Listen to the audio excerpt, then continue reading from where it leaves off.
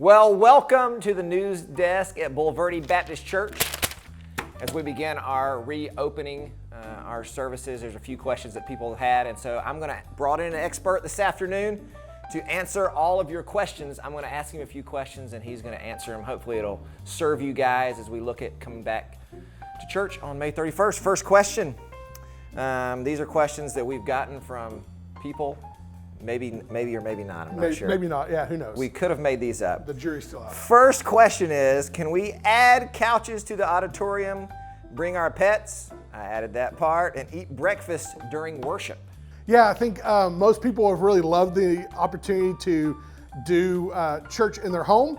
But as far as couches, I wish we could, but the logistics of the couches and then who gets what couch and the powered reclining seats, all that, can't do that. Pets, I've seen pictures on social media of the church members, you guys posting your pets in worship.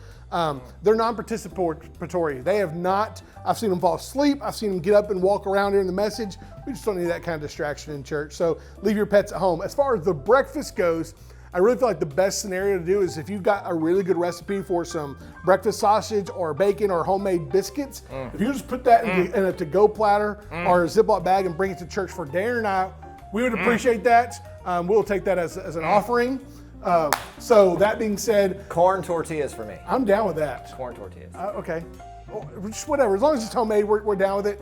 We can go get the mission stuff from HEB anyways. But those things, no couches, no pets, only food donated to Darren and I is acceptable.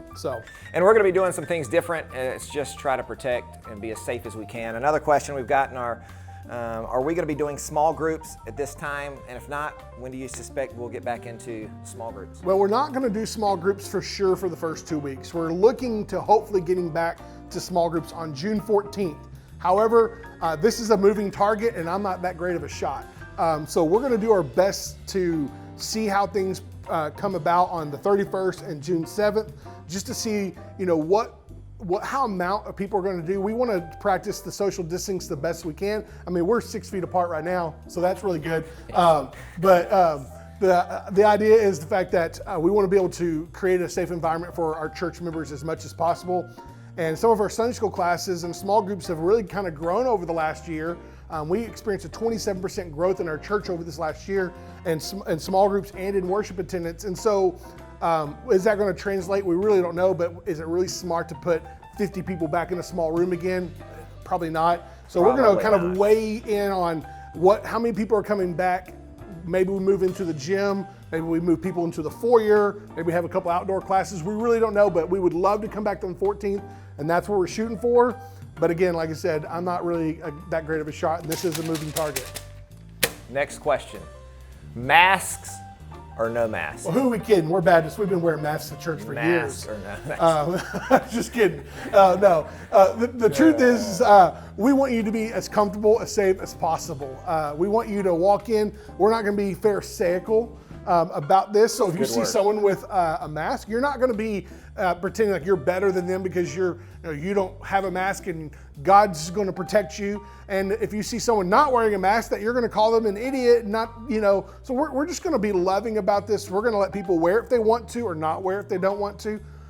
We will have a mask only section. So we took a survey and there was some pretty good feedback in regards to masks in the service.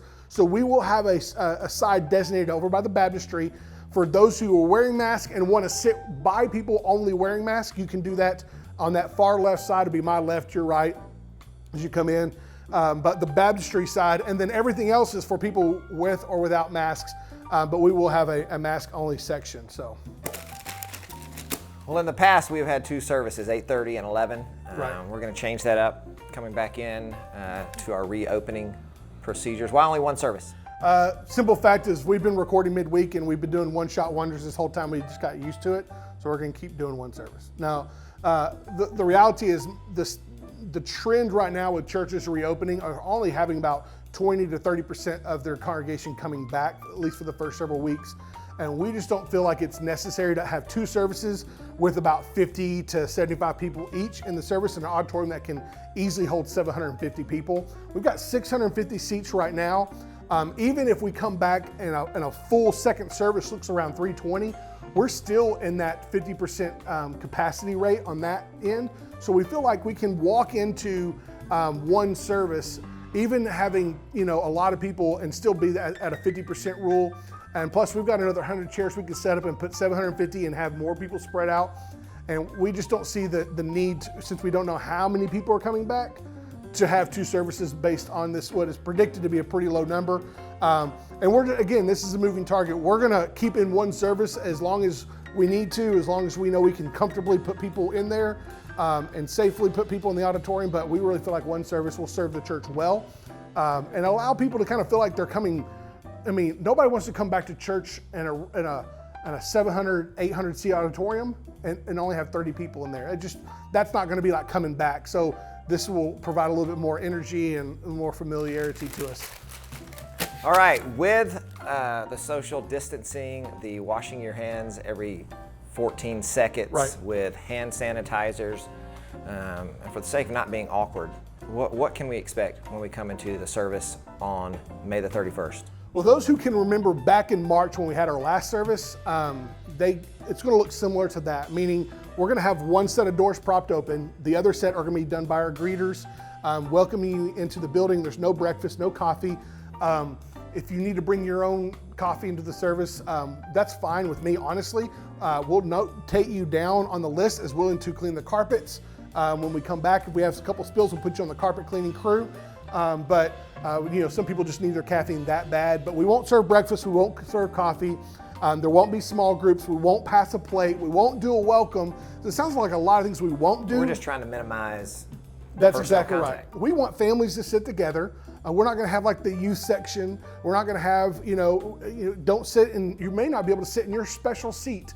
And yet God will still be God. Imagine that. But we're just going to ask people to sit as a family group, create some distance. We thought about roping the rows off. We thought about removing certain chairs and those kinds of things. And honestly, I think we just got a bunch of smart people in our church can figure out that that's too close to those families. So we're going to kind of save spread the it out. holy kisses for next week. That's exactly right. For the or second Sunday. It's a moving target, So we just want to create distance. We're going to trust you to do that. If you're in the row first, we ask that you don't sit on the aisle. Sit in the middle.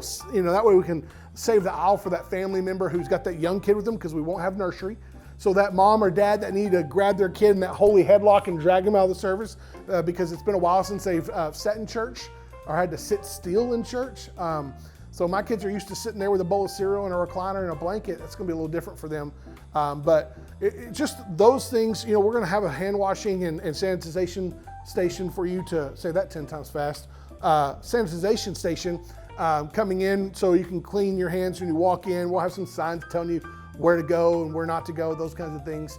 And we just ask you to come in with the spirit of love, ready to glorify God, worship Him. We're excited to be back, but we just kind of got to tone down a couple of things just to make sure that we stay in sync and we keep everyone healthy.